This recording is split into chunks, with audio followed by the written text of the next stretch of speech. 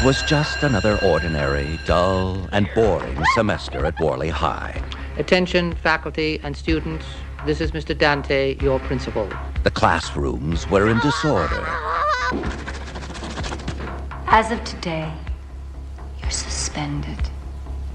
Relationships were impossible. Not until your grades improve. And the teachers were insane. But this year was going to be different. Someone was going to teach a lesson no one would forget, ever.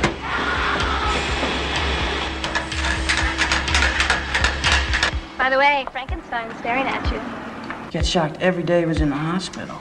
Every single day. How could they do that to him? I like you, Paula. I really do.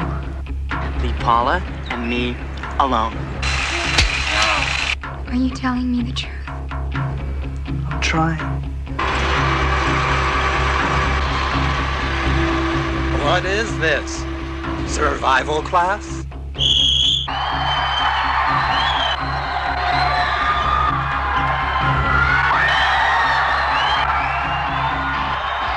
Please, everyone, stay calm. Kids are missing. A teacher's missing.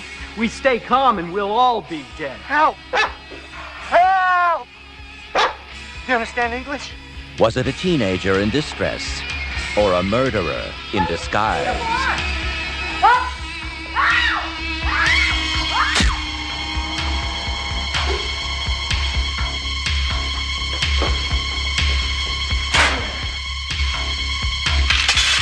Please don't kill me. I'm the only teacher that you'll remember. Donavan Leitch, Jill Schoelen, Brad Pitt, Roddy McDowell, and Martin Mull. On the floor. In this school, you don't die trying.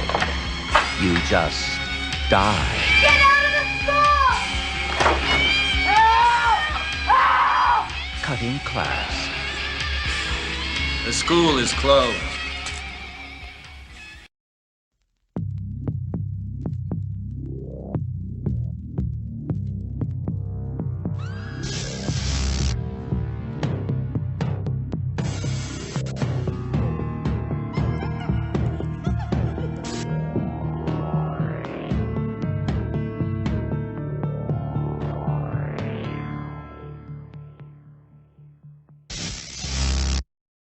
Welcome to the Blind Rage Podcast. This is Brandon Ford. This is Charlie Glover. And this is Tony the Tiger, the Thunder from Down Under. And it's week 3 of a September of School Scares. This time around, it's Jill Schoelen, Brad Pitt, Donavan Leitch, Roddy McDowell, and Martin Mull in Roscoe Pollenberg's 1989 horror comedy Cutting Class. Not a favorite among horror devotees or fanaticists, but it's one of my favorites, and has been for a number of years. And Charlie has just mine too. I loved it. For I the first saw it time. when it came out. I was like 11 or 12, and I've liked it ever since. I liked it before I knew who Brad Pitt was. Yeah. Yeah. So we're going to get into that, but I would like to quickly get the plugs out of the way. So I want to encourage everybody to check out my books in hardcover, paperback, and Kindle editions on Amazon.com by going to the Amazon app, typing in Brandon Ford. There you'll also find my author page, which you can follow in order to receive email notifications whenever I have a new release. I also have several titles on Audible, which you can easily pull up by typing in Brandon Ford into the Audible app. If you don't already, please follow me on Instagram at writer Brandon Ford.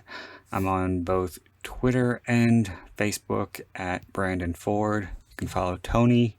No, fucked up. I'm on Twitter and Letterboxd at Brandon Ford. You can also follow Tony on Letterboxd at Tony_the_bear. If you have any questions, comments, concerns, critiques, suggestions, recommendations, feel free to email me directly at blindragepod81@gmail.com.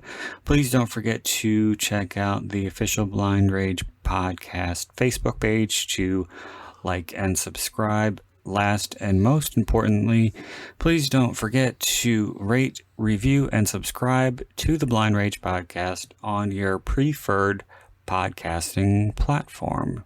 Charlie, what do you want to plug? I am a writer of supernatural fiction. You can find me on Facebook. I have some projects in the works that should be appearing later on this year, so you can just check me out at Charlie Glover on Facebook, and you can find me through Brandon's. I'm the guy, as he always says, it looks like Sean William Scott in his better days. And just keep in touch. You can friend me, and I'll keep you up to date with what I have coming out. There you go. So, have you guys seen anything recently, Charlie? How about you? Yeah, I saw a couple of horror movies. An older one, Darkness Falls. That was all right. Oh, with the Tooth Fairy? Yeah. And I think I saw it when it first came out. And I saw this movie Sliver with Danielle Harris, where the serial killer takes his piano wire and cuts the girls' heads off. And he goes after Danielle Harris and lives to regret that one. She gets the better of him. It's really good. Is it new? No, it's like 2000, maybe 13. It's within 10 or 11 years. I don't know that one. Who else is in it? That's about that I can. That's all I can remember that's in it as far as leading roles. I don't know any of the other. It was good though. Yeah, it was. Yeah, I mean, I always like her. It was good. I mean, it was better than a lot of those low-budget horror movies, and it was based on a book by Brian Harper, and he's a pretty good suspense writer. I have to check that out. I love Danielle Harris. The guy that played the killer was creepy. He was like a creepy old guy. He's pretty scary. And then, wait a minute, Brian Austin. No, I think it was Brian Austin Green. It was Casper Van Dien. Casper Van Dien played the cop that investigated. So he was the other famous person. Oh. Tony, how about you? Well, I've seen a few movies of late, but the only ones that came to mind is I watched a documentary called Downfall, which was about the Boeing 737 Supermax, and horror related. I revisited Hellraiser after many years of not watching that, and really enjoyed it. Oh, cool. When I watched it the first time, I was a bit young to appreciate it, past having hands over my eyes. Whereas this time around, it was a good watch. Nice. So you missed all the homoeroticism the first time. Well, although I feel that rewatching it, I kind of had memories of finding Frank quite attractive, even at a young age. Like he was sort of getting the tingle in my jingles. Frank. Who played him? Frank, the guy that played the bad guy in Dirty skin. Harry. Yeah. The guy that played the dad. Oh, is that him? Ah, yeah. I don't know. Have you not seen Hellraiser? I haven't. I've never seen the first one all the way through. No, the only one that I saw from front to back is the third one. How are you gonna watch all those shitty sequels and not watch the original? Yeah, three is not that bad. The one with Craig Schaefer was pretty good once they started going directly to video. Bloodline's pretty good. Yeah. You're the first person I've ever heard say Bloodline. Bloodline is awesome. They do half of it in the past where the guy invents a puzzle box, and there's one in the present where they've built a whole building that's like a puzzle box, and then there's one in the future. And so they have him up in outer space, and they built a puzzle box out of a spaceship. It's pretty cool. Got some pretty good gore scenes in it too. There is the guy who wrote the screenplay, I can't remember his name, but they fucked with it so much. He wasn't too happy with it, but Yeah.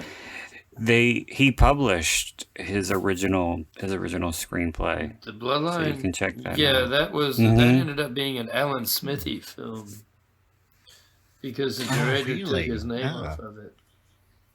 Yeah. I don't even remember who the original director was, but I don't thought even. it was pretty good. Actually, I recently bought the Hellraiser novella, and I didn't want to pay like $15 for it in the store because it's only like 15 pages. And I found it. Oh, really? Well, I mean, it's like 120, but it's just like a really short novella. And now, but like it's practically they do it in like trade paperbacks, so it's like $17.99, and like you used to be able to get it for like $2 at the used bookstore every day of the week. And all these years later, I wanted to read it again, but I found it in a series called Night Terrors that George R.R. Martin had edited. And it's got that and a couple of Robert McCammon stories and something by Lisa Tuttle. So, anywho.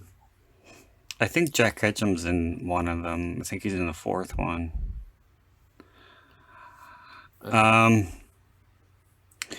The only thing that I saw, I actually watched it today, was Antlers. Oh, I heard that was good. It was good. The Wendigo really isn't a legend that I know anything about. I've never seen any movies about the Wendigo or read any stories, so I wasn't very familiar with the lore. But it was interesting, and I like Kerry Russell, so it was cool that she was in it. I wasn't familiar with any of the other actors, but so she was good. Everybody, I thought, did a good job, and it sounded from the audio description like it was pretty gory.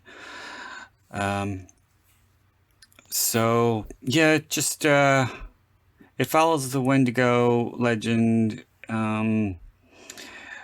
With this little boy whose his father gets bitten by it, and Kerry Russell plays his teacher, and she knows that there's something going wrong at this kid's house, and she thinks that there's some kind of abuse, physical or sexual, and she's familiar because she was abused by her father, so she has a special interest in this kid, and she wants to know what's going on with him and to help him if she can. And that's when she discovers that the Wendigo plays a role in what's going on with this kid. So yeah, it was decent. I would recommend it. It wasn't anything outstanding or anything, but it was good enough. So that's all I got. So should we get on to the movie then? I think we should. Yes. I'm excited. Yes. All right. So, it's probably on YouTube if anybody wants to watch along. It is on YouTube. All right. So there you go. We're going to begin with the 3 count. So here we go. 3, 2, 1, play. We get a banger of a song. You get Wall of Voodoo right at the beginning. Wall of Voodoo, You don't hear Wall of Voodoo much anymore. No. That's back in the day. Most people only know Mexican radio. Yeah. He did a version of Ring of... Stan Ridgway did Ring of Fire.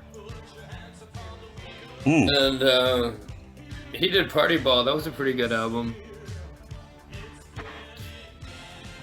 This Paperboy looks like Ryan Harding, but somebody said he looks like.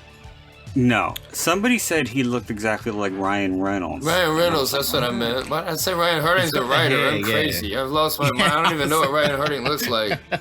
I read one short story. Okay, excuse me, Ryan Reynolds, but he's not listed in the cast. No, that's not Ryan Reynolds. No, I just say, listen, Ronald Reynolds, he was probably a lot younger than that back then. Yeah. Yeah, Ryan Reynolds is only in his early 40s. But he's sort of like purposeless, the Paperboy.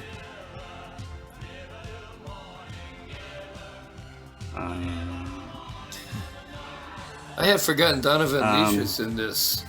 He was good in Gas Food Lodging. You know, he and Ione Skye are siblings in real life. They're Donovan's kids, the singer. Oh, I didn't know that. And, you know Donovan. He says, they call me Mellow Yellow. All that good shit.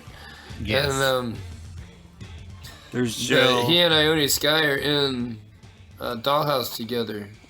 Not Dollhouse. Daddy. Gas Food Lodging with Fairuza Balk. Drew Barrymore's in that too, right? No, I don't think so. It's just Fairuza Balk and Ione Skye and. I think Drew Barrymore plays like I think she has a tiny part as like a drive-through attendant. Oh, okay. That would be cool. Martin Mull. I loved him as Leon and Roseanne. Yes, I always think of him when I see him. And he did a show called Fernwood Tonight. And wasn't he the teacher in Sabrina as well? Yes, he was. Yeah. I just want you to listen carefully, and I want you to promise me 3 things. Number 1. He and Fred Willard did a comedy show called Fernwood Tonight. It was like a talk show, but it was making fun of talk shows. And they'd have like guests on it, like making fun of themselves. Like they had Tom Waits come on one time. You sort of have to catch clips of it on Facebook though, or YouTube. Was it like a Jiminy Glick? Is that? Yeah, but long before Jiminy Glick. But yeah. Oh, I love Jiminy. Yeah, he was funny. Yeah. So unfortunately, Jill is not a big fan of this movie. Oh, Jill, really? this actress? Yeah, Jill Schoelen. Yeah,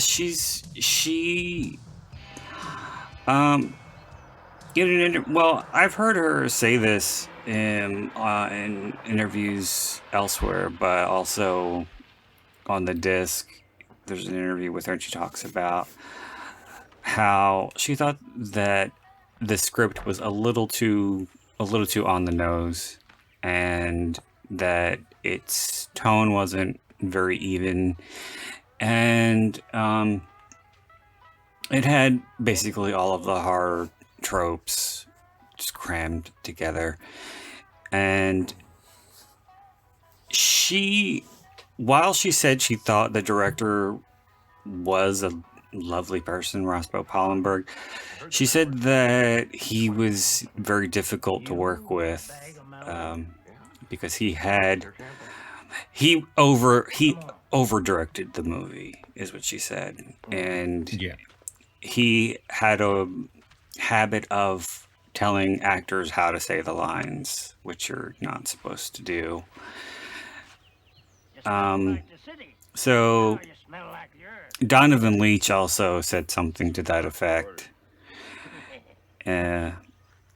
But when you see because Roscoe Pallenberg wrote Deliverance, I think, the screenplay, or he worked on it.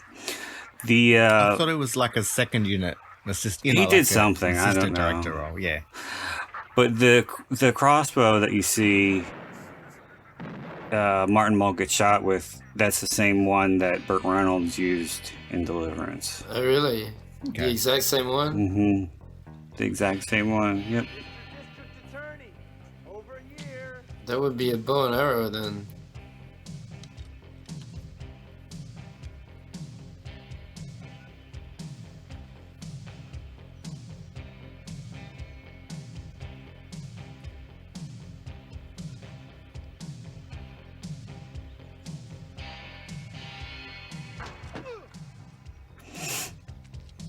One thing I did quite like about the pacing of this, like, and even where it went, is that I was expecting it to stay with Lisa, with Jill, but it went with the dad, and then it just made it seem more interesting for that fact.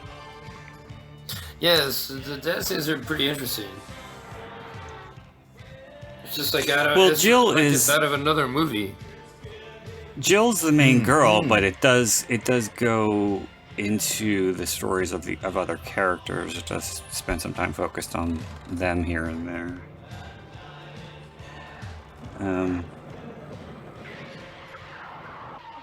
This woman was not watching her child. I know. Yeah, dumbass.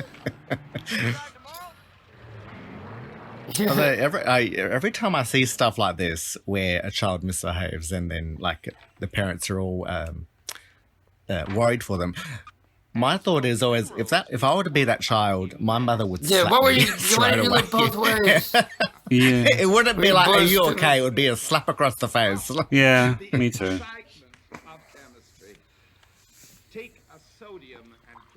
So this was, I think Brad's first major role. I know he was in a movie called Across the Tracks before this one. He was on the track team in high school. I don't know if that was a TV movie or if he played a very large role in it or not, but yeah, so this was one of his first movies.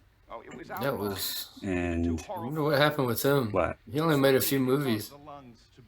I don't think he went into music either. Yeah, Brad Pitt. He only made like one or two, then he quit. I don't know what's up with that. Charlie's being funny. I know. I'm talking about Donavan Leitch. He hardly made anything. Donavan Leitch was on an episode of Sex and the City. And I'm embarrassed that I know that. Do you remember that episode? No, I'm sure Tony does. I do, kind of. I saw all the Sex in the City also. He was the photographer where he photographed women dressed up as men, and Charlotte had a thing for him briefly. Oh, again, he gave her a bulge.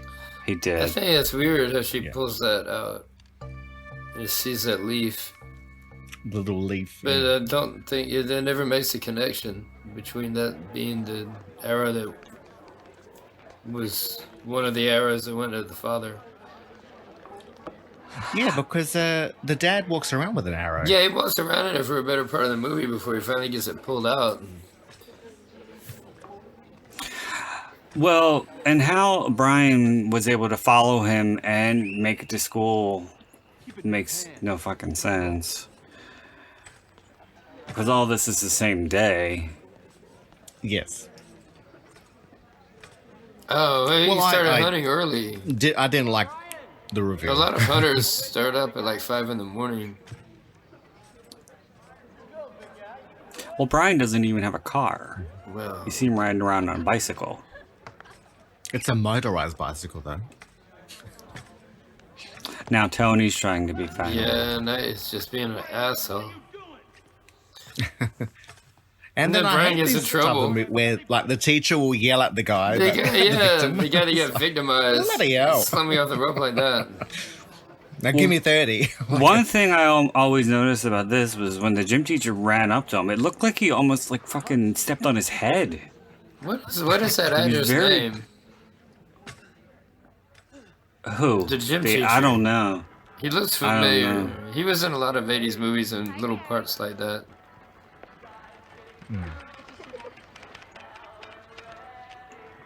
See, he's got his little bicycle with the like little streamers on it. on his bicycle, yeah. He can make it back from the woods with that, with a bow and arrow, and not be noticed.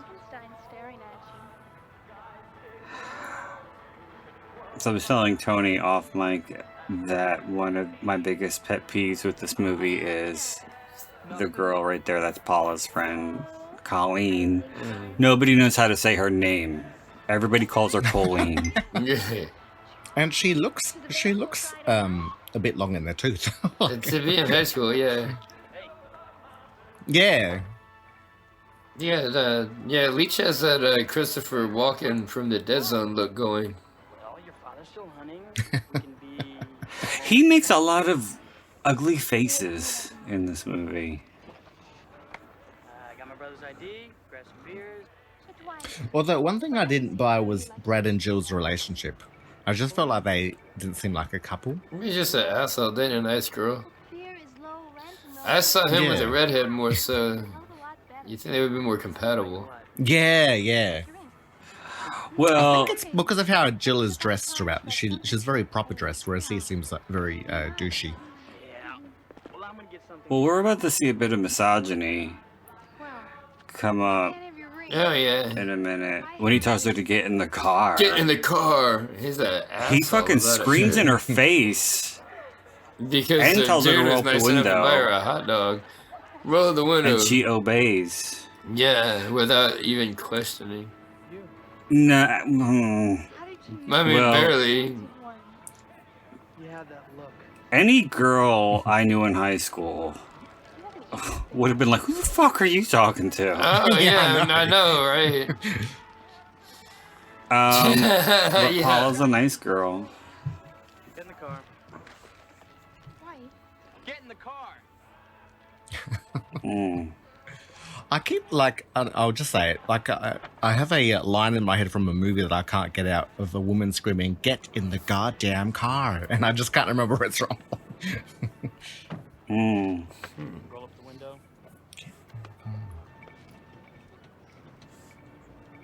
Oh, it's from Dolores Claiborne. That's where it's from. Okay. That's why I love that movie. Yeah, I like it. We were friends once, you know, we used to do things together, but it's not gonna happen anymore. I went to a hospital. I'm better now. I think Jill really When I broke my leg, did make a they good took an point X-ray, when she said this. that When the it was, script was a little too on the nose, because it seems like this, with Brian saying that he went to a hospital, and we know right out of the gate that he's unstable. Yeah. So unstable that he spent some time, he was institutionalized. Yeah. So it's kind of obvious from the very beginning that he's the killer. I can forgive you. Well, Yeah, and but then that's why. he tries to frame Brad Pitt. And I thought that crazy teacher is for a minute. Because he was a nut job math too. teacher? Yeah. Yeah, he was he was pretty intense. unbalanced. And then the way he's like pushing her around later. What were you going to say, Tony? Oh no, when we were talking off mic, how my review of it, I sort of said I felt a little bit trolled in that you go into it and you, as an audience, you see the red herring character and you have your suspect character, and in this one, it turned out to be the red herring is the actual killer. You know, the guy that they're painting to be the killer is the killer. Yeah, the most Yes. obvious one. Yeah. That's so weird that he's wearing her father's suit. I know. She says that's weird, but later on, when Donavan Leitch puts it on, she doesn't say a word about it. Well, he's sexualizing it. Yeah, Brad. Yeah. Brad is. But when Brian puts it on, He just needed something to he's wear. looking for a disguise. Like you having sex with your dad. Yeah. Fuck yeah. Take those clothes off, pal.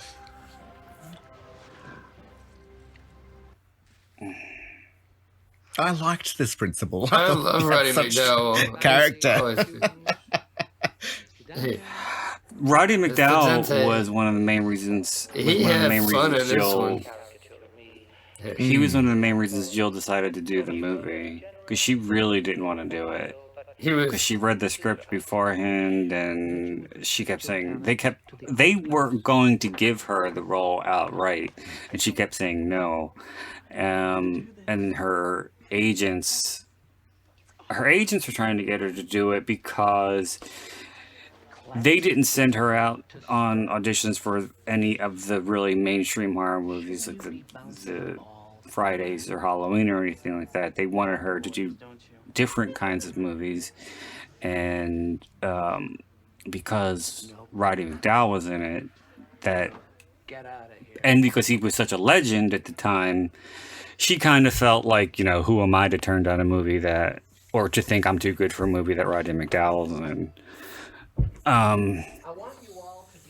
So, and she really downplayed her relationship with Brad, because they did date for probably about a year and a half. I know they got engaged. The girl that played Jill? But Jill is her name. Her character is Paula. But she dated Brad Pitt in real life. Is that what you're telling me? Yeah, they met on this movie, and they dated for about a year and a half, and they did get engaged. I wonder if he ever told her to get in the car and roll the window up. On a hot day. From this scene on, Donovan has a cut on his cheek, and it's never explained. Yeah. It looks like he cut himself shaving or something. Or I don't know. I don't know if it was supposed to be. Maybe he got scratched in the script woods and it was cut. I don't know, but it's there and it's pretty obvious. Yeah, especially in and it wasn't there before. It wasn't there at the hot dog giant. No, and it's there the rest. It's there the rest of the movie. So I think that it's not even a bow and arrow scratch because that would be horizontal. Well, I mean, he would have scratched his face in a branch in the woods, not necessarily with an arrow. Yeah, but he didn't have that when he got back from the woods. What if I come down with rickets or lupus? This guy I thought was from SNL, but it's not him. No, dear. Not the 50 cents, it's the principle. Well, he looked like an actor that reminded me of from SNL. Ticket, you will be clapping erasers until your hair turns gray. I'll have two. Roddy McDowell's such a creeper. He reminds me of, if you ever saw Carry On series. No. One of the lead actors with the big nose, Sid, I think. I forget his last name, but he would always do the very posh characters.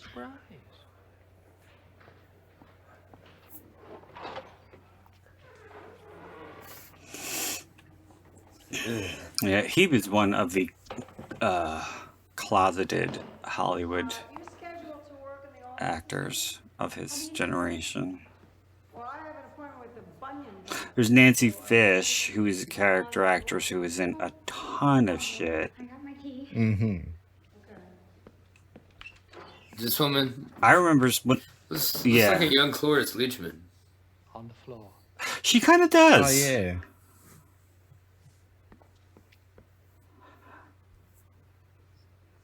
Oh my god.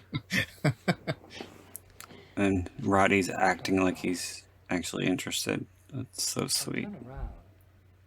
Well, he keeps scoping her ass. Mr. Dante, you'll see me tomorrow. Oh, he was scoping more than that. Yeah, look.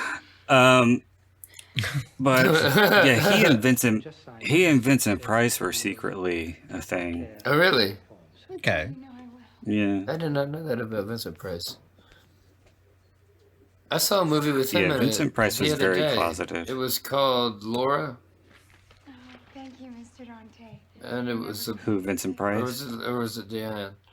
But the guy, he was in it. It wasn't like a Vincent Price movie, but he played the rich boyfriend of a girl that they thought was murdered, but she had just left town and then she came back, and the detective was trying to figure out who killed her friend.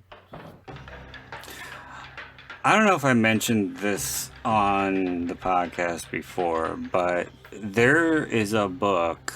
I think I might have told you about this, Tony.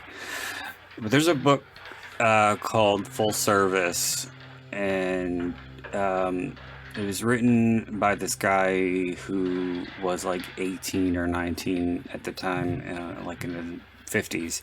And he worked at a gas station, and through these kind of crazy situations, he became a gay hustler for Hollywood actors, and he would get paid handsomely to go back to their houses for sexual exploits, and some of them were three-ways. I'm pretty sure he did have a three-way with Roddy McDowell and Vincent Price. But he named a lot of names in the book. A lot of them I was like, yeah. Did she that's name about drop right. people that met and wanted to stay in the closet? Yeah. Huh. Well, they were all dead, well, so it really didn't matter. But yeah, he No, I definitely. don't He think sounds that pretty you good. said Sounds like a about good that. book, though. It is. It was good. I liked it. Full Service. It's called. I forget the name of the author. But Vincent Price and Roddy McDowell were definitely his clients, or some of his clients. Kissing you? You should be home studying. Studying. Jill does play this good girl very convincingly, I think. Cool. Because she's his pole. They are definitely a mixed match because she's the good, She's quite a sweet. goody two shoes. She's a goody two shoes. She's kind of like the Laurie Strode. Her school was very important to her, and Dwight really doesn't give a shit about school, and he's all about getting down, and she's about staying virginal. I don't get mad. Get even.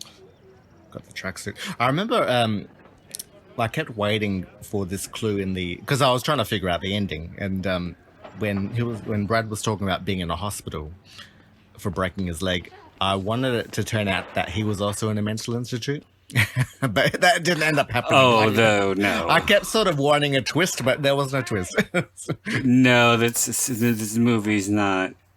Everything's all on the surface. It's not that deep. Yeah. This really doesn't make any sense here. The janitor doesn't let him in. All of a sudden he decides he wants to get a math book. Yeah. Score It just establishes the janitor character. Yeah. Didn't she tell him to study? He gives. Yeah, but I didn't really think that he was going to. True. I like how zero fucks the janitor gives. Yeah. Throughout the movie. Although he does kind of like in that attitude, he reminds me a bit of the one from the Breakfast Club. A little bit.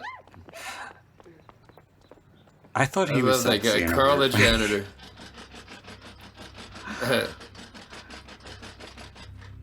Who did you think was sexy, Brandon? The janitor in the Breakfast Club. Yeah, that is John He had Capella. sort of like a mobster He's a look. great actor. I'd smash. He was voted most likely to succeed in the Breakfast Club. You know, when they show the beginning and they show their high school pictures of the older people. There's one with Carl and he's got all of his hair and he's got a mullet and he's most likely to succeed. And then he became the janitor. Well, Brandon's wishing it was his seed that he was sucking. Sorry. Say that again? You were wishing that it was your seed he was sucking. Yes, I do. Well, in 1985. And they kind of skip over Colleen and Gary getting together. Because when they were at the hot dog stand, there was just a little bit of flirtation. And now all of a sudden they're a couple. Ice cream Well, and she beer. showed him that trick that she could do with the hot dog. She did. And she also arched her back to show her boobs, much like Nev Campbell did in The Craft when she got... She came from a pedicure. Yes. Well, I was talking about when she was sprawled out on the lawn. And her boobs were quite plump. They gave me this key because I'm responsible. And why the fuck is she wearing it now when she's home? I know. Aren't you curious? Does she sleep with that thing? Shower with it? 10 minutes, no one will ever know. Just be our little secret, huh? I don't know. I really don't know. Hey, come on, Dwight. Give her some incentive. Let her have your ring. Nobody gets my family ring. Is it worth seeing the file? Just give her the stupid ring, man. What do you think of Gary, Tony? He's kind of a douchebag. Oh, sorry, Tony. No, I meant that's if Tony, all right. he thought he was cute. Oh, I mean, he's not bad looking. He's just kind of cipher. I don't know. He just doesn't do anything. Yeah, Just yeah. fucking... Like a flock of seagulls. Yeah.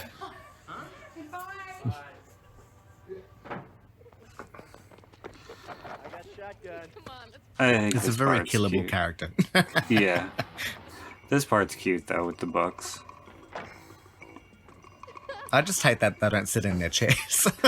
I know! It's so fucking dangerous. It always makes me nervous. All right, move it out. Like some beer? No. Paula doesn't drink beer, Colleen. She sniffs glue. That's right. And there's fucking With Brian his fucking streamers on his bike. and his banana seat. That's all I'm going to notice now. Yes. It's going to have those little things that you put in the spokes where you... There's beads. It smells like something died. Yeah. Doesn't he have a flag on it too? Ooh. I love how they like gasp. Didn't you hear that? Yeah, you can fucking hear the floor vacuum cleaner? You know, yeah. It's like, where the hell did you think that sound was coming from? Clearly, there's somebody's there. Smoke a joint. So I think it's not really explored or explained or spelled out, but I think he's supposed to be a Vietnam vet. He's like kind of He acts like PTSD. He's kind of a Ladies first. what do you call it? Just a got weirdo. some PTSD. Ladies first.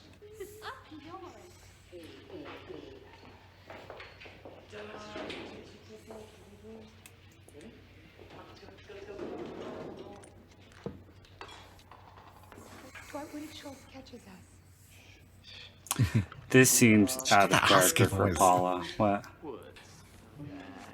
Brian Woods. Heard he was a cannibal Oh, how could he eat another person? with a knife and a fork. Student Brian Woods, age 17, reading to school. And how the fuck did she not see him there? 1988. Well, that's the future candidate of the Republican Party. Since Brian is a cannibal, what do you think his favorite part of the body is? That was my Simpsons reference. Anyone didn't catch it? No. Family of four. Reason for living. I haven't watched The Simpsons in years. You know this. It's an old episode when Sideshow Bob runs for mayor. I Shock treatment. barely remember. We gotta go. No, we don't. I have a lot more to find out about Mr. Brian Woods. I was listening to a podcast when they were doing a review for this once, and in the scene that's coming up in the classroom when Colleen gets up and she acts like she's being electrocuted, they're like, what the hell was she doing? I didn't get it. It made no sense. And then they suddenly released her. It was stupid. It was stupid. I knew exactly what it was in But reference yeah, to. you know what she's doing. It just Like, wasn't funny. Making fun of her for being shocked.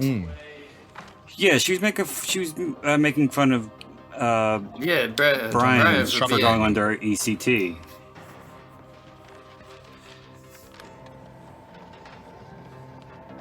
Well, I'm pretty sure that water cooler was glass. That was when they had the glass ones. Mm-hmm. Remember in the Goonies? Hope it's in a deposit bottle. Good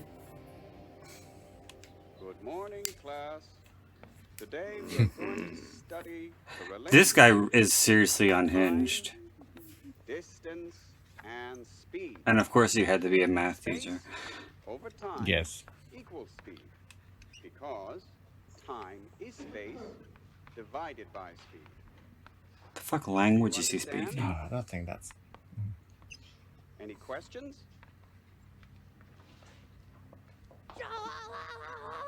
Yeah, that... Now, Apparently he didn't hear that. Yeah. leaves Chicago at 7, heading for Boston. He goes Were you guys good at math in school? Nah, not really. to arrive at its Oh, it was pretty good, but no. I Only did it till passed. year 11. I didn't like it. I'm more English and literature. Yeah. Math used to give me the cold sweats. Look at the answer on your paper. Oh my god. Did? Oh god, that was awful. I was actually bad, and I'm embarrassed with it. I remember we were studying Alexander the Great, and I completely fucked up the dates because it was all backwards in BC. So, like, I think I wrote down that he died before he before he was born. Zero in my grade book. One more, you failed the class. Mr. Glenn, seriously, I tried. Who has the answer? Is it 8 hours? 8, yes. Very good.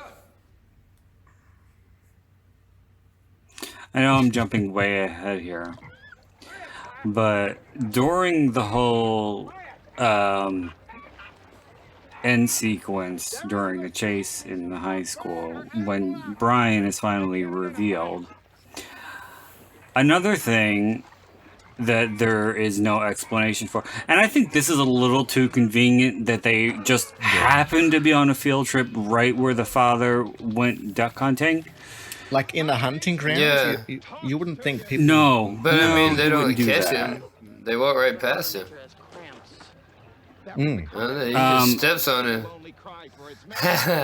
No, I was saying, for some fucking reason that's never explained, when Brian is chasing them through the school, he's wearing bowling shoes. Oh, okay. What I was going to say in regards to the reveal is that the father surviving all the way to the end made me think that there was going to be like him saying that Brad Pitt shot him or something, but it was just no. No, you were waiting.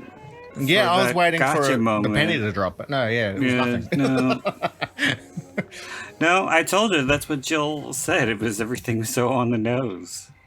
It's very surface. It's very surface level screenwriting. But aside from that, I thought it was a good movie. I enjoyed everyone in it. It wasn't. I've seen far worse. This black guy is a character actor, Alexander Falk. He is in fucking everything. He's even in Showgirls. This guy? He is... Who is black guy? Yeah. He's a character actor. He's the cop who gives Nomi her release papers when she gets arrested. Oh, okay. He also plays a cop in Slumber Party Massacre 3. Oh, cool. Well, isn't the Chinese concierge at the Chinese restaurant in Seinfeld? Hasn't he been in the most movies ever? Oh, I don't know, but I know I've seen like him in a lot of he's stuff. like in Guinness records for because he just does bit parts. Has been in so much stuff. I bet he kisses like a lizard.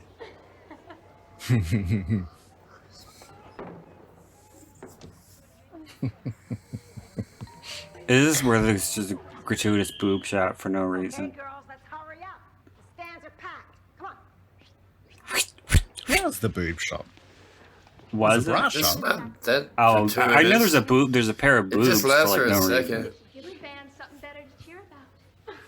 Now, I remember when my eyes were a bit better, just out of curiosity, because not because I wanted to see, but because I wanted to see if she was really, if she was really naked under the skirt. But so I did pause it, and she's wearing. You can probably see it better in this print, but she's wearing like flesh-colored underwear. Yeah. You mean leggings? I remember I was runners. I was listening to a podcast with Sarah Silverman where she talks about a movie where she had to be naked, and to prepare it, she accidentally trimmed too much of her bush, and the director came up to her and said, "Oh, can you put your leg down because we can see a bit of your lips?" Oh my god. Because she was supposed to be shaving in the scene, so she had her leg up and was shaving. Oh. He looks for change that people drop out of their pockets, and he looks up. That's not sexy. We get in an I'm sure it's unprovoked sexy fist for fight. the hetero community. Yeah. I'm sure do you Charlie think could that's listen a sexy? bit longer.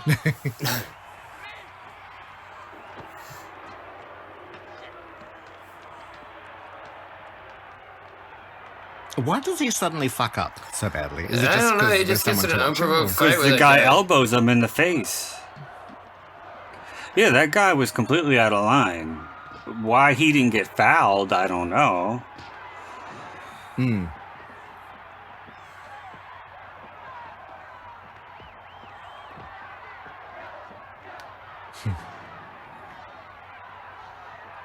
Oh, yeah. Bam. That's right, bitch. Take that. That actor does look like he could be his father. Yeah, he Yeah. does. Think you're doing? You're supposed to use your head, not your fist. Your scholarship just walked out the door. See, this parenting is Blew what I'm your used to, ride, so- you stupid bastard. Yeah, that was Slapping Well, if it were me, my parents wouldn't even be in the fucking stands. Well, you wouldn't have been playing sports, would you? No. Touche. Yes.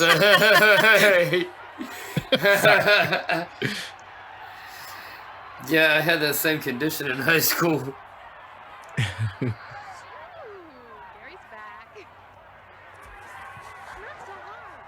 Oh, God. He was pulling on her vagina a little too hard. Oh, God.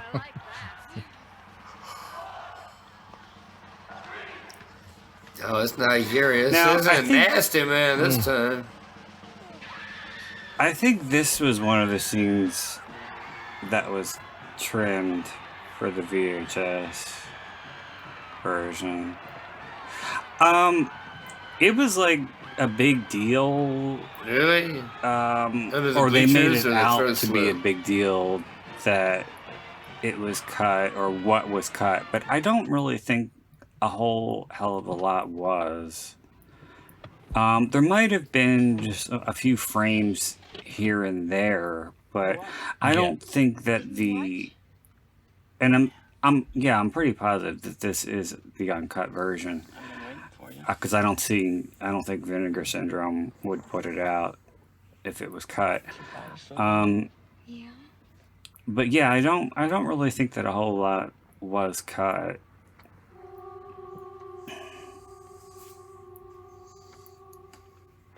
I had a Japanese import DVD of this a long time ago, and on the cover was Donavan Leitch with the hammer in his head. Oh, really? Oh, okay. That's pretty cool. Yeah.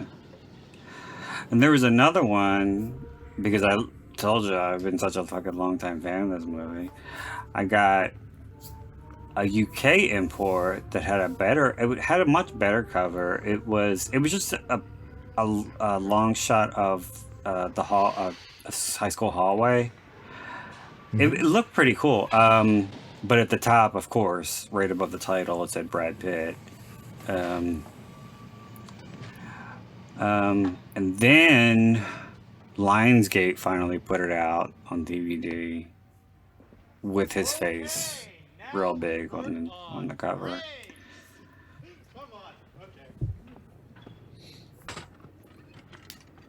Did you have auto shop in school? No. I wish.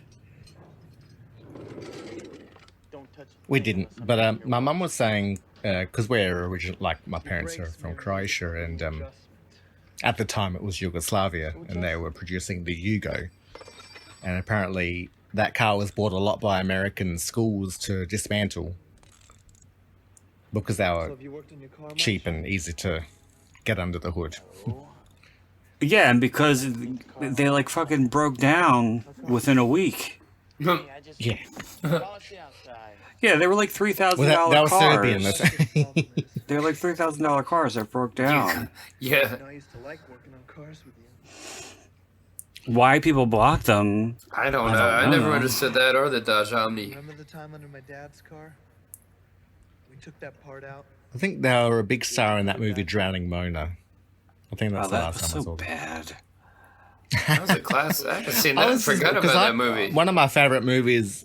My favorite movie is Ruthless People, and so I was kind of expecting something closer to that, but no. Have you ever seen an Australian movie? It's called Welcome to Whoop Whoop. I'll never forget. It's done by the guy that did Priscilla, Queen of the Desert. Yes, it's pretty crazy. I enjoy it's that pretty one. freaky. It's silly. Kind of a low budget movie. A lot of people haven't heard of it. I thought maybe it was more popular in Australia. Not even. I mean, I wouldn't say, yeah. Maybe a few, but not many. But yeah, it's a very outback sense of humor. A lot of the outback towns, especially like the one that I came from, they're very blokey. I called Colleen's mother. They can't find them anywhere. Why? Did you hear? She just called her Colleen. Then where are they? Oh God. What time is What is so hard about Colleen? I don't. It's not an unusual name at all. Why can't anybody say it? Glenn, can't you ever give Dwight a break? Yeah. No, it's not Colleen. It's Colleen. Get out, both of you. Tell it to Mrs. Connaught. Oh, Jesus Christ! Yeah, motherfucker. What time does it trip? Uh-oh. Why are you stepping over him? I had a teacher scream in my face like that when I was in 3rd grade. Shut up. It's not fun. No, I've had employers scream at me like that. Let's go. It's different though. I've yelled at people like that at work too. chatterbox. Yeah. I was a chatterbox and quiet and shut the fuck up. Yeah, I got a spanking from a teacher because I didn't shut up once. And they weren't even supposed to. She just got that pissed. It was the 2nd grade. It was back in the 80s. Nobody said it was not. Yeah. That doesn't make it okay, It Charlie. didn't make me stop talking. Maybe for a half hour. Maybe until after lunch.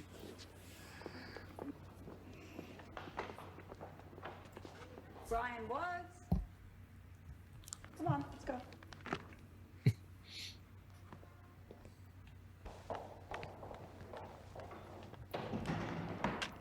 My sister had her hairstyle. Just You know why you were sent down here, don't you? I was disrespectful. None of your teachers want you in their classrooms. Who doesn't want me? Got notes from your gym teacher, from your art teacher. He wasn't from your his math art teacher. saying You're uncooperative, disruptive. Those are lies. He was just creeping in the art class. That wasn't his teacher. Yeah. Saying that your teachers are liars. He got the dude knocked him off of the line. It wasn't even his fault. And then he stuck up for the same dude that knocked him off of the line. Brad Pitt both times. You believe that the adult Now that scene in the nothing could be further from the truth. in the You fucking take your mind and shape it. garage is supposed to be where Brian fucks with the brakes, which we find out later. So we're supposed to think that Dwight never drove the car All the way up until the end. until the final moments. Now, do we see him drive the car? I can't remember. Well, he does go from place to place to Well, I place. mean, yeah, but so it doesn't say how he gets there. he obviously used it. I sincerely doubt he's walking if he's got a convertible. But I mean, at the moment, I don't think he's planning on killing Brad Pitt. I don't think he planned on killing him until they crossed him. Because he wanted them to be friends. Yeah.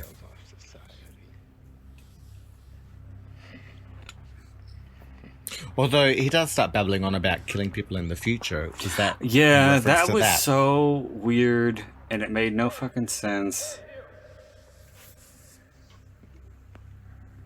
You goddamn kids, you think you own the place.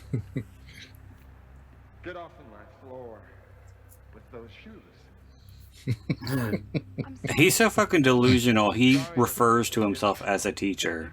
I'm the only teacher that you'll remember. Dude, you're the fucking janitor. Calm down. Maybe he's using the term teacher as like a life teacher. The generic term. Yes, a teachable lesson. Yeah, he's still delusional. How to survive in this shit house. Here, we're setting up a red herring. Teacher that you'll remember. See, I never considered him a red herring. I didn't either. I was thinking the math teacher. Isn't that creepy music? They didn't play him up to be creepy It's enough. like boo-hoo, they can't walk across. Math.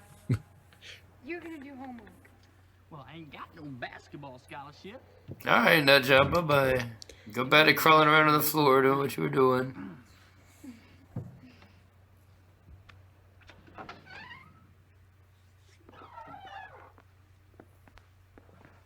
She was right at the door at the boys' locker room. You know she could have seen some dick. No, she's at the That's girls' the girls' locker room. No, she walked him. She walked Dwight. Oh, okay. Didn't she walk him to the boys' locker room? I don't think so, because he brought her to the girls. Oh. Unless he brought him there and then he Misremembering. came. Or then, okay, well then switch it around. He could have seen some titty. some clit. He could have seen some clitoris. This isn't funny.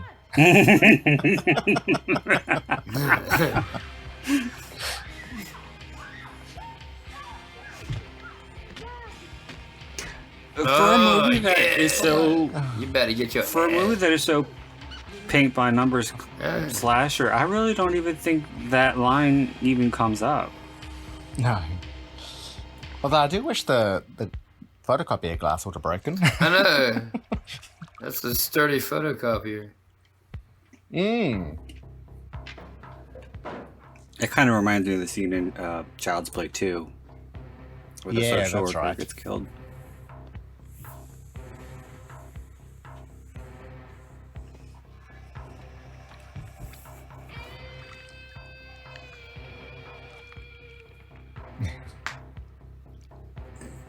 Wouldn't it be funny if they just started blowing each other? Yeah, I know. Make See, up for some love. there were moments like this that I actually thought they were. They wouldn't be so split pissed at each other. personalities.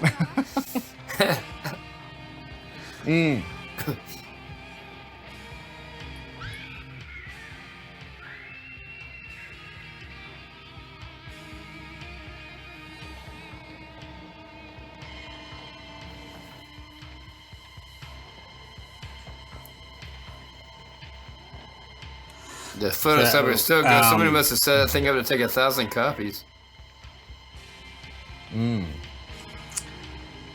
Well, yeah, a lot. I mean, it's because still you see running off them all on getting in copiers. the- I mean, in the- Well, you see them getting tossed into the dumpster, and every fucking parent at the yes in the auditorium has one. But Donavan Leitch really didn't really pop as far as an actor. I think the only movie besides this one that he's known for, well, he's probably more known for, is The Blob. he was in The Blob with Shawnee Smith. Yeah. Well, he was in Gas Food Lodging. Did he have a big role in that? Nah, son, no. He was like, he worked in the shop. I think it was his aunt's shop, and he would like dress up like the mannequins and stand in the window. Like, he was in it a little bit, but it was more of Ione Sky's. That was more of an indie movie, It was more of like the girls and what they were doing, and he was just Ione Sky's brother.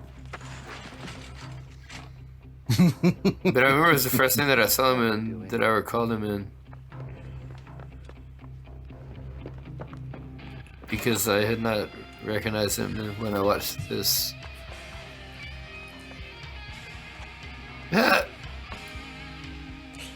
You went off in the helicopter.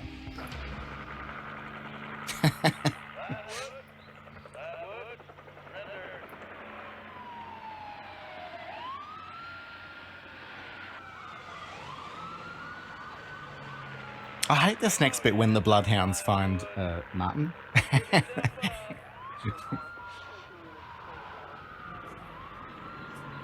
Well, they talk to him, or the one does.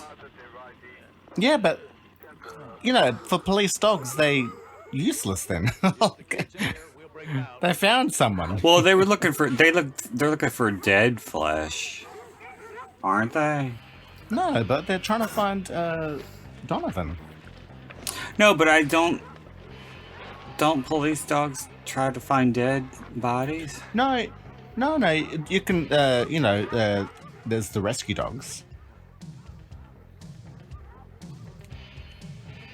There was a famous story about during 9/11 when they had all these rescue dogs. They were becoming depressed because they weren't finding any bodies. Aww. So their handlers were burying themselves so they could be found, and the dogs were then cheering up. Aww.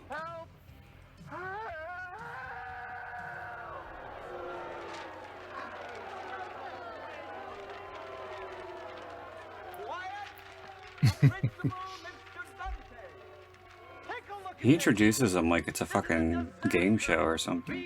Yes. Everyone, stay calm. The police are doing everything they can. Calm? Yes. Calm. I like how he's not afraid of the meth. He just shoves them aside. Because that guy really is a fucking... He really is a weasel, that guy. All be dead. We need action. Please. Let's hear what my son saw. Please. Tell everyone what you saw. We all must remain calm.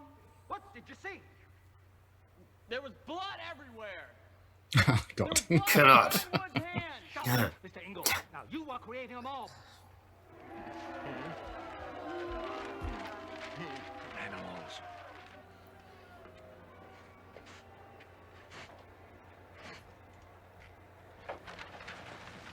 Hiding in the fucking dumpster. Now you're gonna throw Brian Woods under the bus after he stood up for you in class.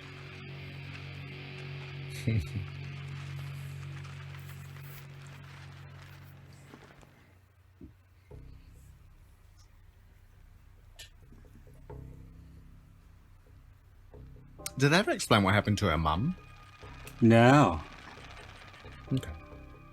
Huh? The song reminded me of Do They Know It's Christmas?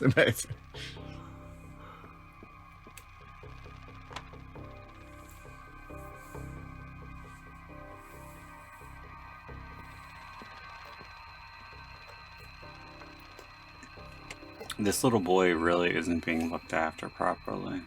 I know. And he's playing with a toy gun that looks oddly... It looks real. It looks like a real gun. Bang. Oh, the shit if you pointed that at me. With his parents, it probably was a real gun. Yeah. Yeah.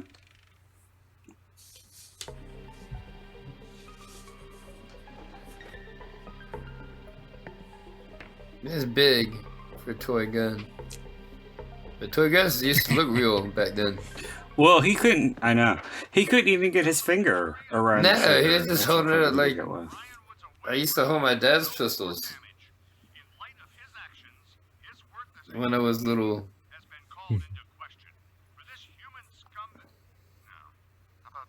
I used to have the toy gun, but it had the orange tip at the end. Well, you had to pry that shit off. Yeah, man. You can't rob a store with a fake gun with an orange tip on it. Now they're all... The whole gun's orange. Sometimes. Do they even sell toy guns anymore? They used to have the cap guns that were metal. And you got the caps. And they were like that long strip. Like a long red strip. Because you could take them and put them on a block and hit it with a hammer to make a loud ass noise. To be or not to be. Now ours, they were like 6 little in a row. Yeah. Yeah, they were for like... There were the 6. There was like a chamber. round thing of 6 for a 6-shooter. But then there was one that had like... It was just like a little red band of black powder. You would pull the trigger and it would just pop, pop, for pop, like pop, the pop, machine pop. guns. Yeah, and it would just go until that ran out. Brian is in Missouri by now. Please suck. Tomorrow, there will be a memorial service at Holy Baptist, at Elk and Shaker. to show our love for So Mrs. emotional. Who was cut down in the line. Cut down in the line of duty.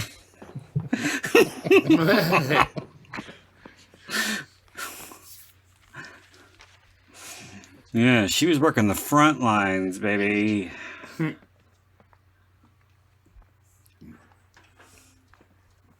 Chubby, let's head to the States for a few. No problem. Okay? Yeah, Dwight's trying out for drama. Check out line. For a scholarship. Mm-hmm. Yeah. He's trying to get an acting scholarship. While Tubby was playing the fucking drums. I don't understand what that was. Why he was there. Got into his car and started. It was to keep his monologue in time. I suppose. Wood Sr. applied his brakes, but nothing happened. He pounded on the pedal, but his foot went to the floor. Why, officer? His brake lines had been cut.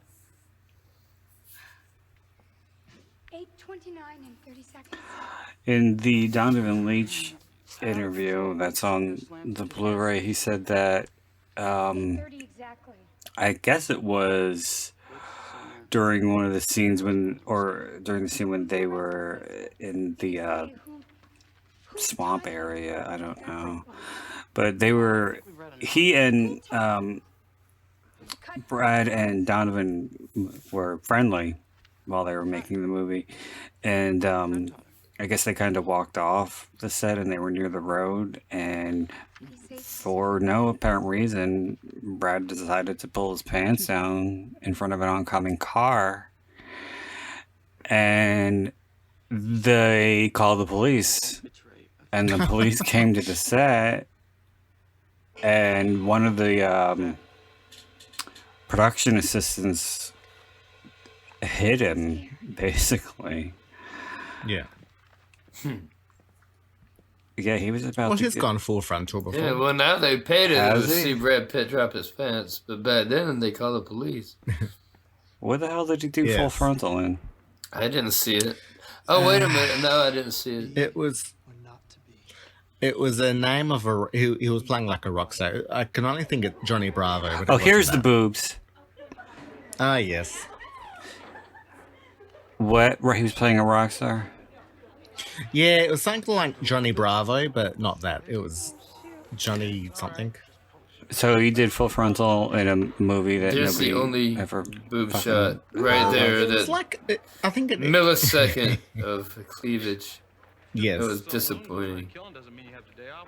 Needless. I already put him in the car, but it's just bows and arrows. You can't Oh, God. Can't even pull the arrow all the way That guy back. kind of reminds me... That gym teacher kind of reminds me of Michael Chiklis. I was about to say the commish. Okay. When he played the commish. Tomorrow is Mrs. Knox's memorial. I thought he was cute in a weird kind of way when he was younger. That was just badass. Yeah. Those big blue When he eyes. was in Shield. He was cute when hardcore. when he was on Seinfeld. I forgot. Was a lot I thinner. forgot he was on Seinfeld. He did a TV movie where he played Curly in the Three Stooges. It was about their lives. Okay. See that. Anyway. Yeah. You failed gym class, you're a real fuck up, pal. You gotta try to fail gym.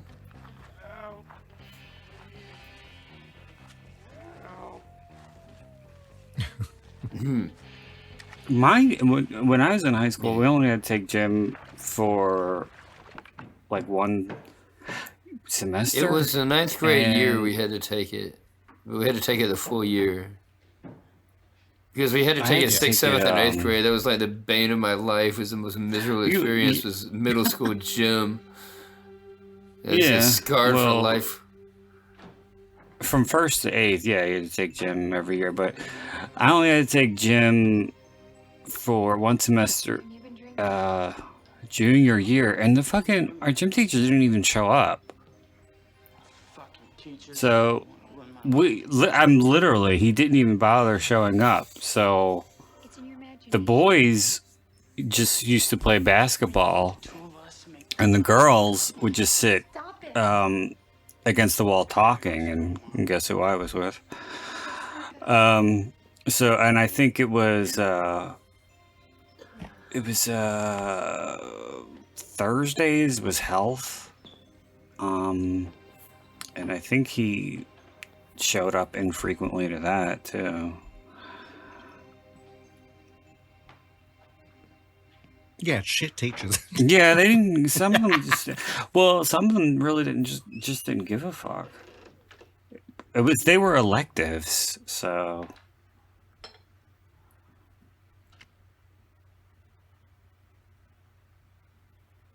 My drama teacher didn't show up a lot of that. He used to be gone for weeks at a time. Really? Literally. My drama teacher was a forensics coach for the speech and debate at the high school, and I was on the forensics team.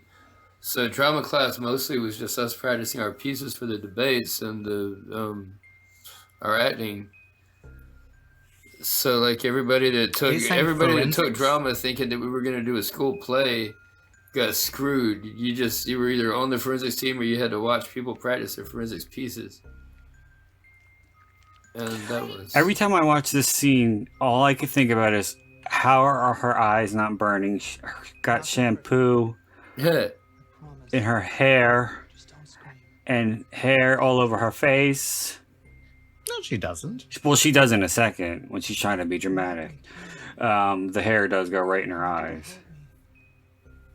Help you do what? Help me find the killer. What? Yeah. I didn't kill Mrs. Connacht. I need you to help me find whoever did. I don't believe you. Here, I think it's her.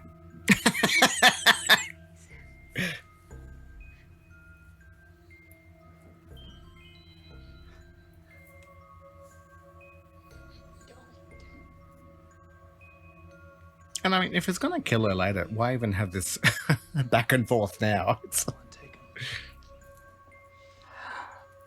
Go on. Anyway. Well, he wants to kill Dwight, too. He wants them both. Because if you don't, it's my word against everyone else's. And he's trying really hard to act here. Kill me. Kill me if you think I did it. Don't touch me. I think his hair's doing all the acting. You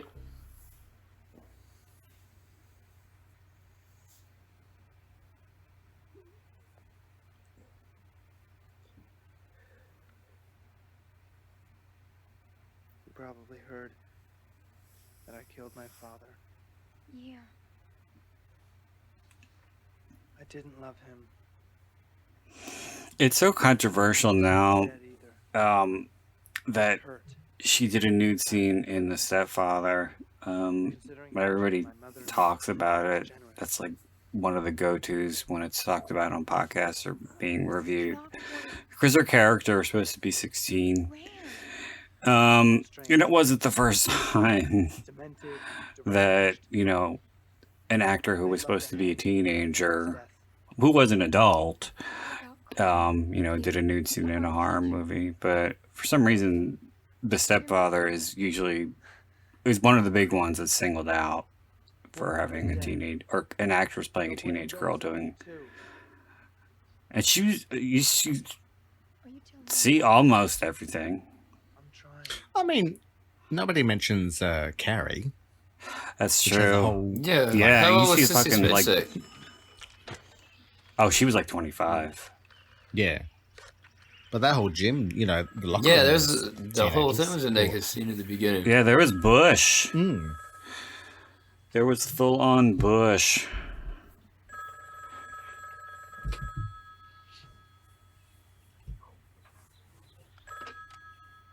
Hello? Hello? You know what Coach Maris can do with his gym clothes? He shoved them so far up they come out his fucking nose. Dwight, you gotta calm down. I'm just getting started. Dwight?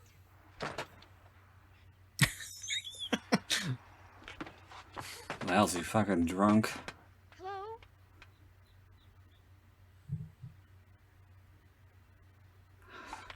Tony, do you have an alcoholic beverage today? I've got Drambuie. Oh, nice. The Drambuie, that's pretty stout. Dwight sounded crazy.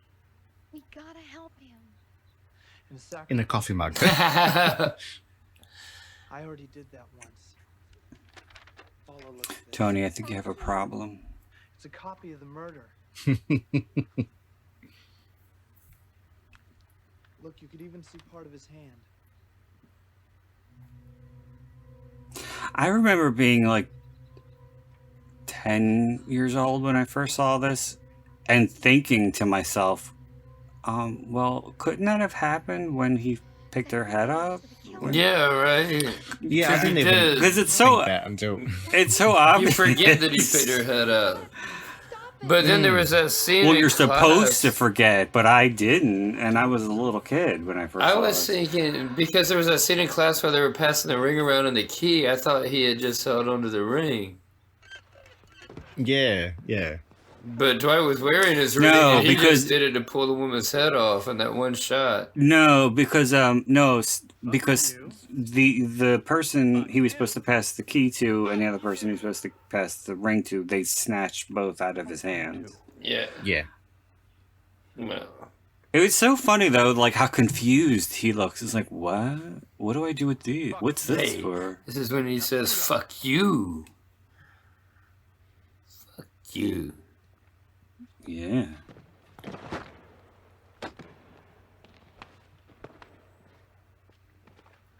We're about to come up on the famous death scene that Eli Roth ripped off for the Thanksgiving trailer. Oh, that's alright. What? The getting killed by the flag. The tambourine. Yeah, when he puts the flagpole through the trampoline. That's that's in the Thanksgiving trailer. Eli Roth. My favorite part is when they cut the turkey guy's head off, and he's still walking around like a turkey with his head cut off.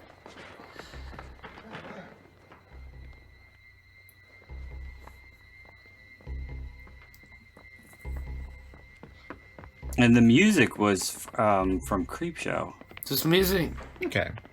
No, from the Thanksgiving trailer. Oh, okay. That makes sense.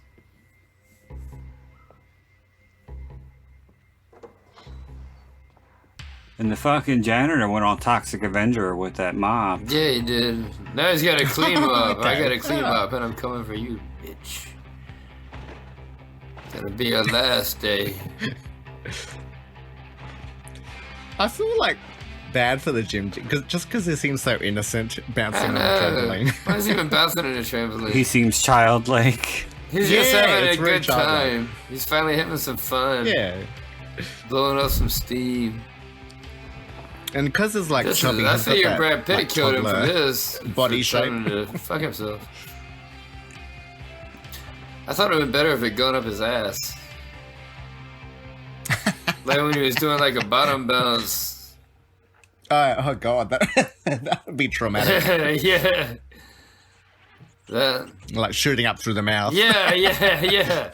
Like Paris Hilton's death scene in The House of Wax. Yeah. The poker up her ass and it came out of her mouth.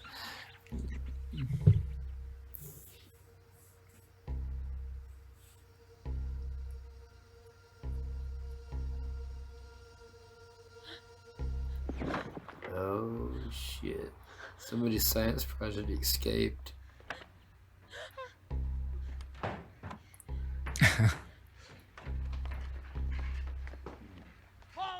Every time there's like glass doors, I think, can't you just smash it? So I was glad that when later they do. Colette, she dead. She never... Colleen died like years ago. Colleen Where the fuck have you been? Right then. She died at the pep rally. Yeah. Well, they found Colleen. One more time. Why are you saying it wrong now? Because. Charlie, you know what upsets me? Cullen. Don't you start. Coileen. See, this is where I thought he was the killer because he starts acting weird. And he's wearing a bow tie, and any man with a bow tie just unnerves me anyway. Yeah, you never trust the man with a There's bow some tie. repression going on if you're wearing a bow tie. Something's going on there. Something's not Remember right. Chris Brown's bow tie after he beat the shit out of Rihanna? There you go. He wouldn't have done that if he had been wearing that bow tie.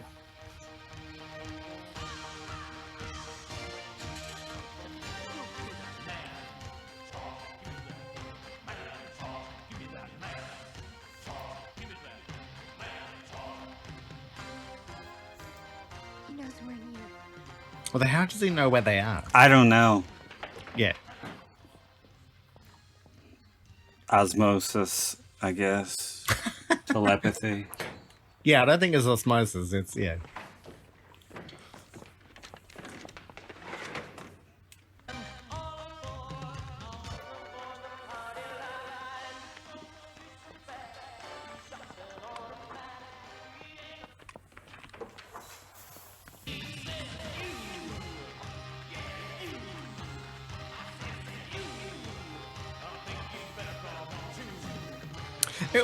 I mean, to me, it was a dumb way of getting them from room to room. It's like, obviously, he's in the principal's area, so. Speaking of which, I'm surprised Roddy McDowell didn't get killed. I don't know. Did he make it through Friday night? I guess he did because he was in part 2. Yes. I think we're safe in here. Which door? Get it right or die. The train leaves Chicago at 8, heading east. I would have been so fucking dead, I can't even tell you. West at 8. At what time do the trains collide? Did it right. X equals 1. And I thought Paula was supposed to be like a straight A student. How come she doesn't know? You know what he means, don't you? She's totally confused. But how many miles between Chicago and... Yes, set it up. A train leaves Chicago. I bet you there's fucking mathematicians who have seen this movie and be like, okay, that problem doesn't even make sense. Yeah.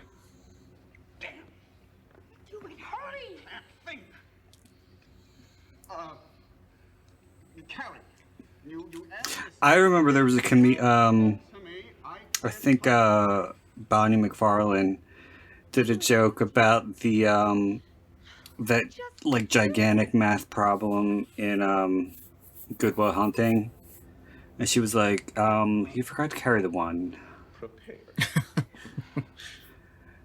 So the whole problem. I'm surprised you work didn't make the Romeo and Michelle reference here.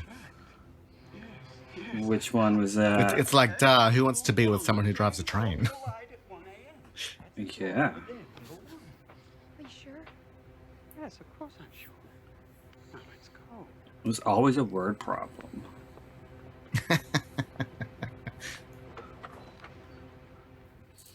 He should have gotten her to go first. No, aren't you glad I'm a teacher? I think this was trimmed a little bit.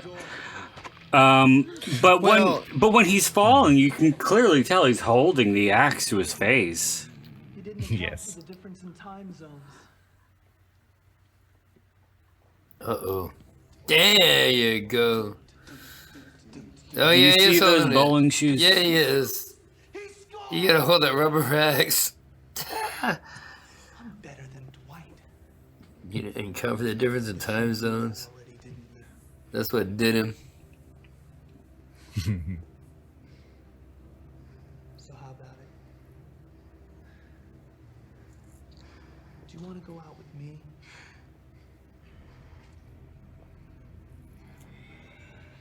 Please. And he had the time to put up this little questionnaire on the chalkboard.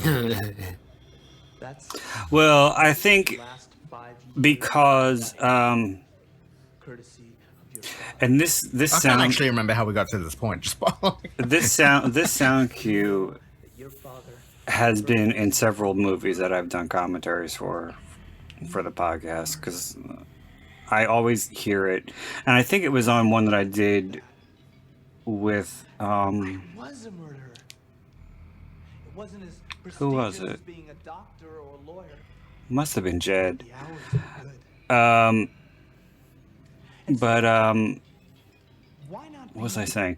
Oh, I think they were trying to show because in the scene in the math class when Dwight didn't know the answer, and Brian does. I think that was supposed to be some foreshadowing here for this scene that he was good at fucking word problems, whatever the fuck. If this is this algebra? I don't even know.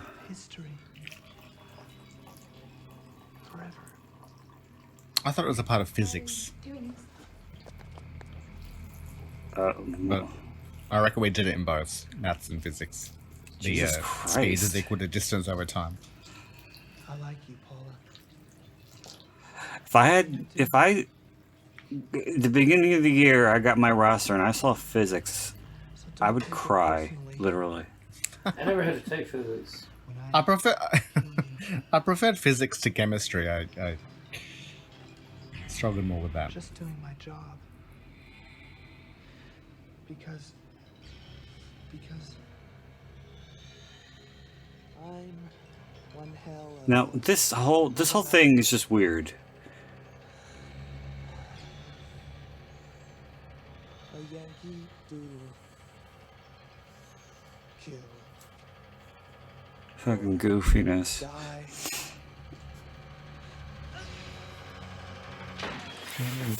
What doctor thought he was okay to leave?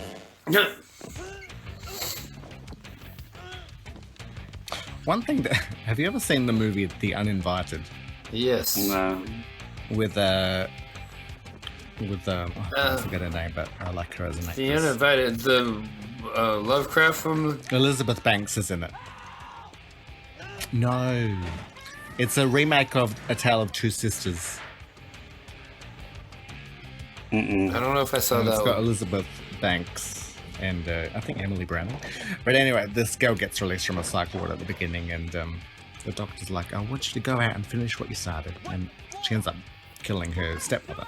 It's like, what doctor gives her that advice?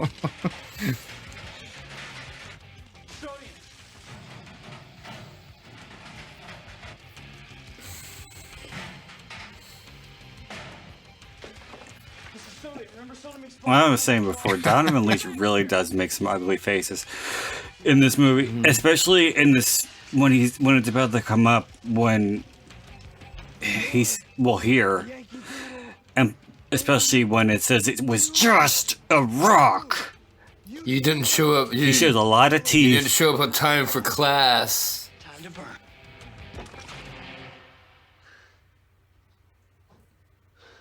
And what the fuck is this classroom that has a shower in it? It's a science class in case you have to flush your eyes out. Yeah. They don't have showers. They have like fucking. You're right. He is wearing sinks. bowling shoes. Nice try, though.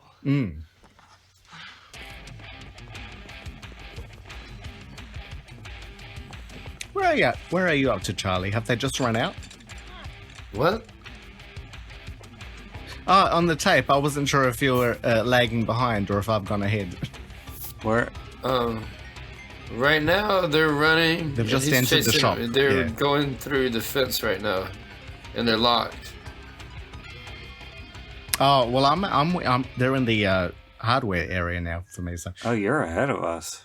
Yeah. Oh, okay. Now they're in the hardware area. Oh. Thank God I'm so slow naturally. Well, it was only It's close enough. Yeah.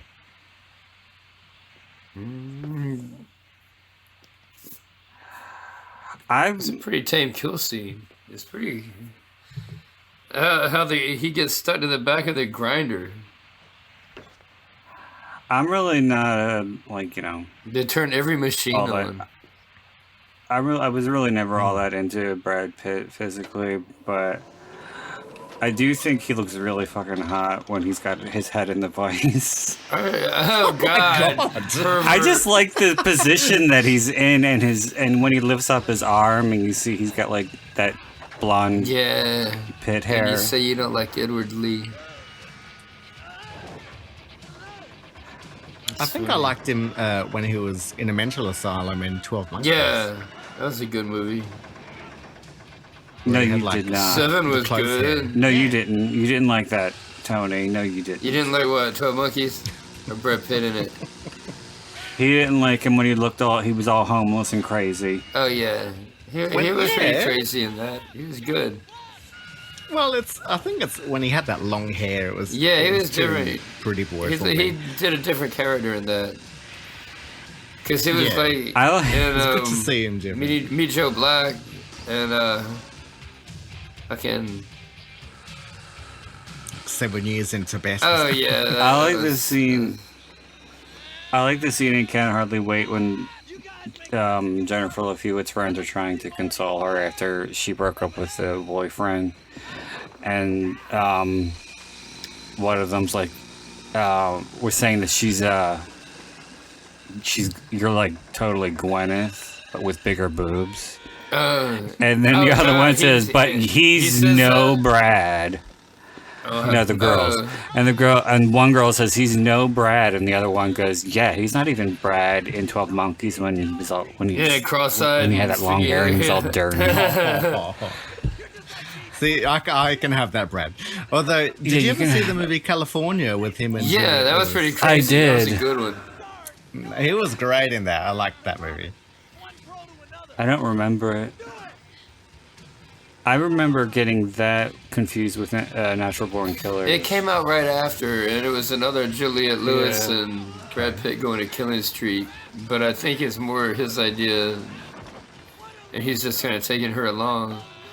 Woody Harrelson was in Natural Born Killers. I know. Yeah.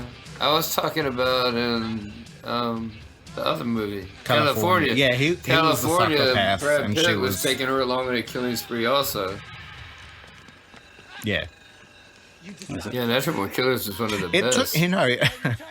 He's given her the answer right here. He's dragging him around with a... You decide his fate, righty tighty or go. lefty loosey. There you go. The sexiest he's ever been. According to Brandon. Oh God. The way his arms look. Yeah. And now you can swallow what I give you to swallow. His head's back. Yeah, I like it. I like this position. He's in a very submissive position right here. And I could tug on those sweatpants. He's got like a dildo aimed at his chest. Yeah. All right, you always have to take it one step too far. It's got that big screw thing aimed at him. I know. It's a drill. They could've... And I was going to do some drilling of my own. You could have put it in his ass, though. Before you came and fucked it up. And now you're fucking it up, Charlie. You're messing with the fantasy. You could put like here. a dildo on it instead of like a drill. All right, everybody settle down. See, it'd be a whole different... putting up his bum. That would have to be the unedited version. The director's my first thought was getting it caught in your bum here. All right, everybody settle. Yeah, don't ruin Brandon's fantasy. Yes, of Brad Pitt viced into it. So you say you're sexier than Brad Pitt in a vice. Donavan Leitch really does some overacting. He really I don't does. think he really knows how to act. No, he's not very good. That did a full-on If we trace him down to 3 movies, 2 of which he was a star. What was the other one you said? Sex and the City, Kiss, and what? Guest Food Lodging. There you go. The Blob. He was also in a movie called The In Crowd that was basically it was basically Hairspray, only it was with a guy. This is where he gets caught on the... How do you get caught on a grinder as a grinder? You bump into it and you back away. No, I wasn't talking What if about the it's the in app? crowd from 2000. It was from like 87 or 88, and it took place in like the 60s. It was exactly like Hairspray.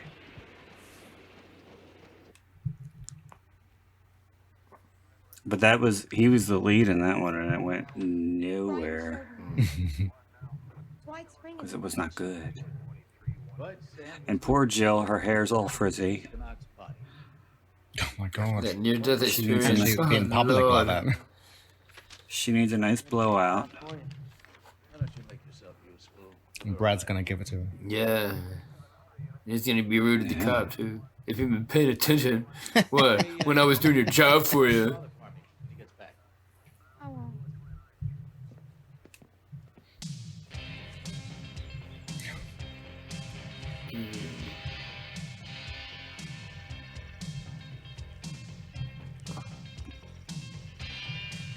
Yeah. If he gets back. Here he comes. That's funny. All he does is amble around in the woods. They probably shot his scenes in a day. One day. Yeah. Martin Mull. So you get a famous actor in here. They probably Just did. so he can say the name of the movie twice. Yeah. Cutting class. I don't want you cutting class. He says it again here in a minute. Yeah, he does. Just like that. Yeah, he uses it twice at the beginning and then he class? uses it at the end.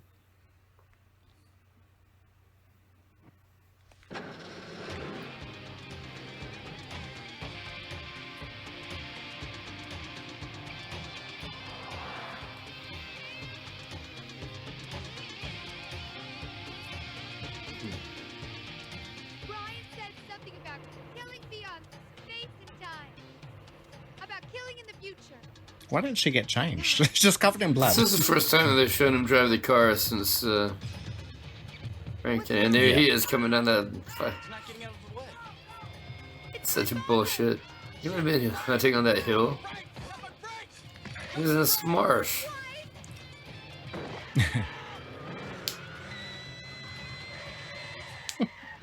Lord. Daddy! I'm gonna kill that goddamn Brian Woods. Electric shock? You should have gotten an electric chair. It's okay, Daddy. We're taking care of him.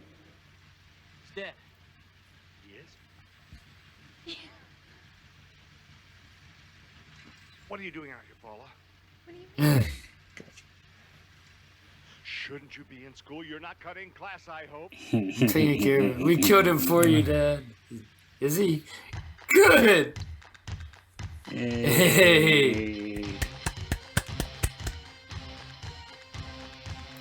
It's such a fun movie. I You're don't know not why cutting people- class, I hope. I don't know why people shit on this movie. I think it's fun. I like. Yeah, I that don't was think a it's great terrible. movie.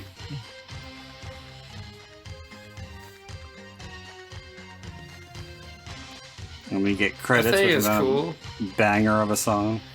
It had a real soundtrack, unlike some 80s movies. Some of those big budget horror movies. It was pretty decent. Yeah, this is a good I song. enjoyed it. Mine was The Wall of Voodoo was good. Mm-hmm.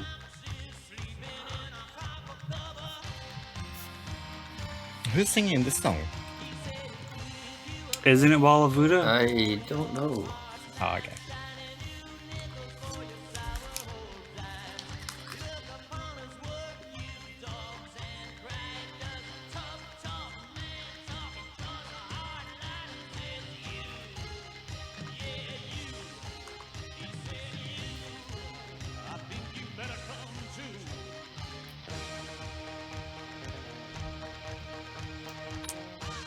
So Tony, thoughts on the movie?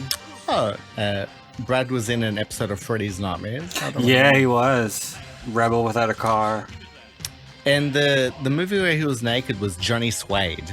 Never even heard Rebel of it. Without a Cause. I saw it Brad on... Pitt was not a Rebel Without a Cause. Rebel Without What a are you Car. talking about? Oh, without a car?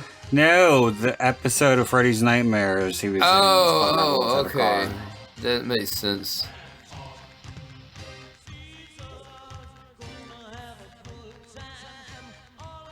He was also Man Talk, Andrew in an episode of. Freeway.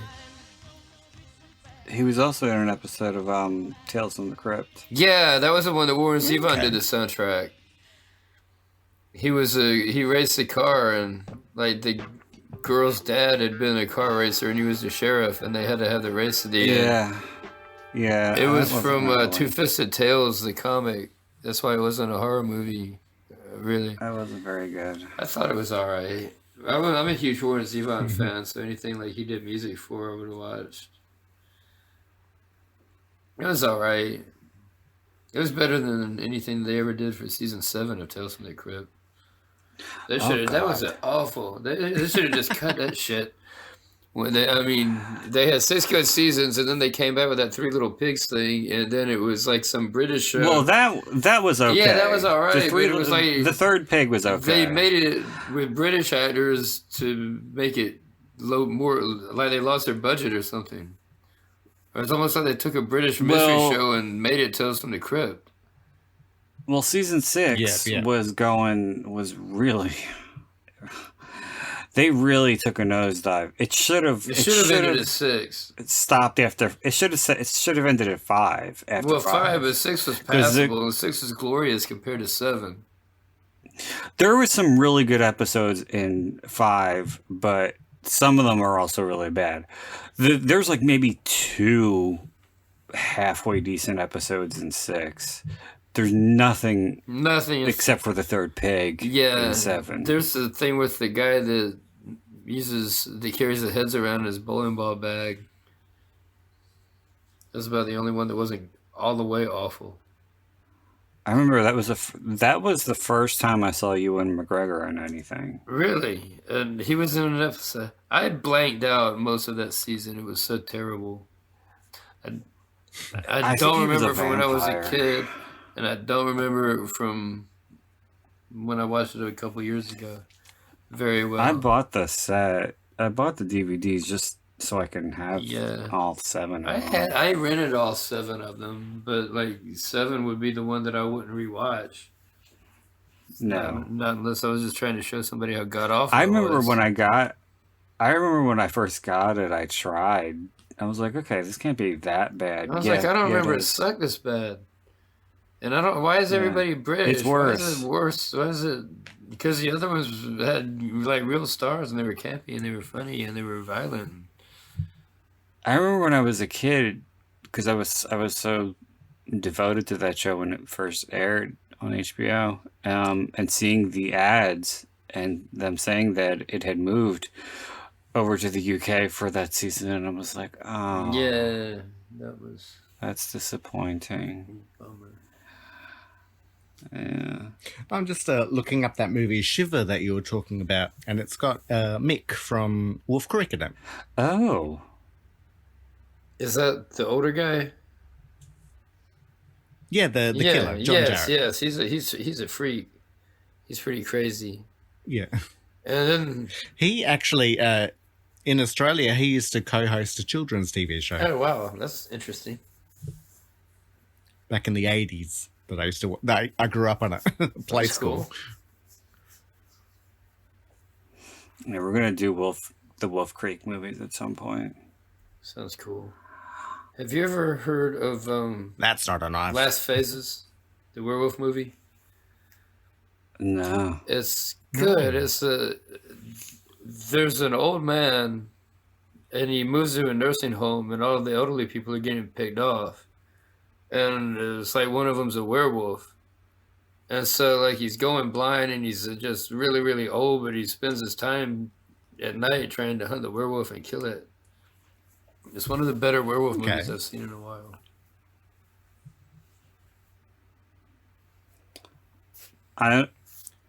There really aren't very many good werewolf movies. There's Silver Bullet.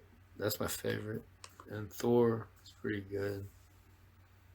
I think the only werewolf movies that I like are Ginger Snaps and American Werewolf in London. Yeah, Ginger Snaps is Bad awesome. Moon.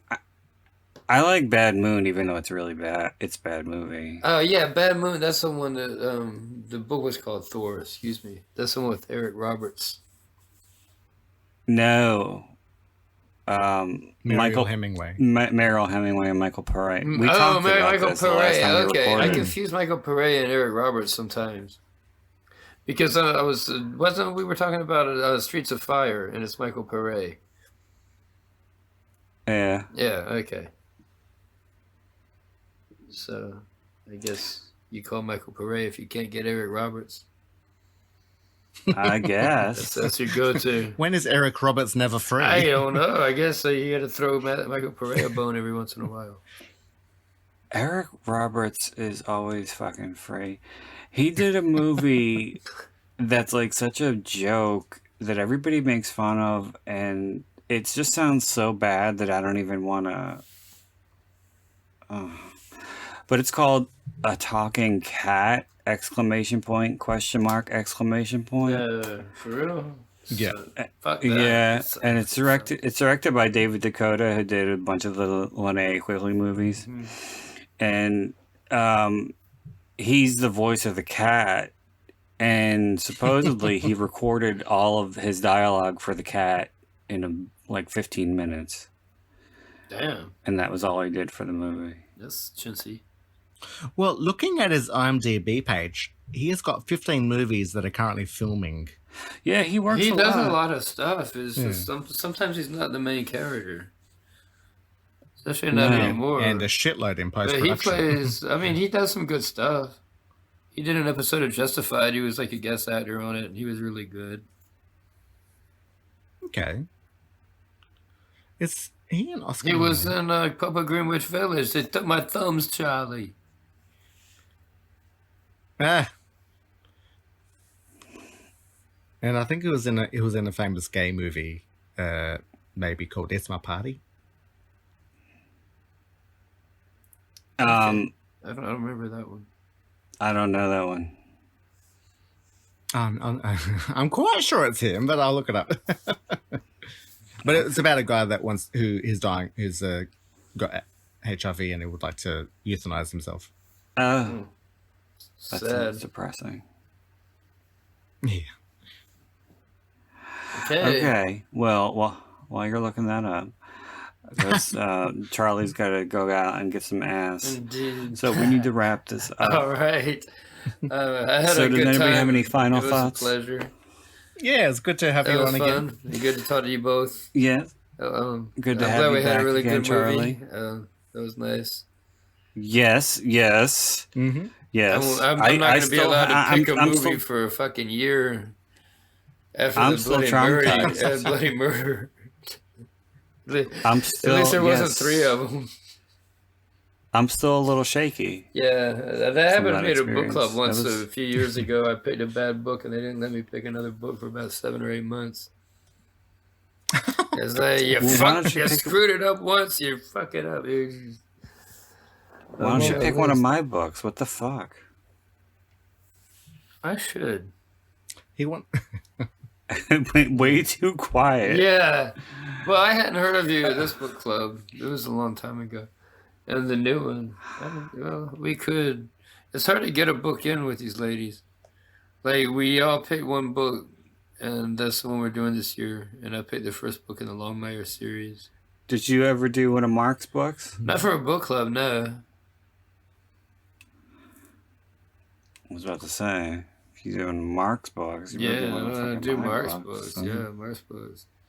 Well, it's me first. No, I don't know. God damn it. And not Splattered Beauty. Mark writes so many of them. I still have a copy of Splatter Beauty. Are you just going to let that one drown?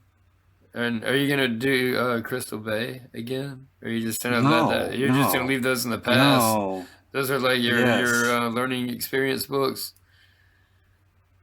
Well, they say you're supposed to shelve your first novel. Well, that's... And I kind of wish I did. I published mine under a pen name, and I'm kind of glad I did.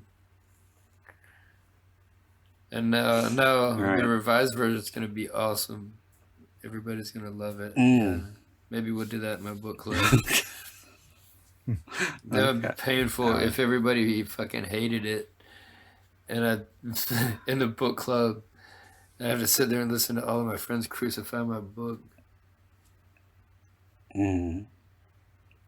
I don't know. Well, maybe when you come back, Well, you'll... fingers crossed. I don't see what happened. No, I'm not going to cross my fingers that they're going to hate my book. But No, that they like oh, it. yeah, of course. Yeah. I'm sure they'll like it. Okay.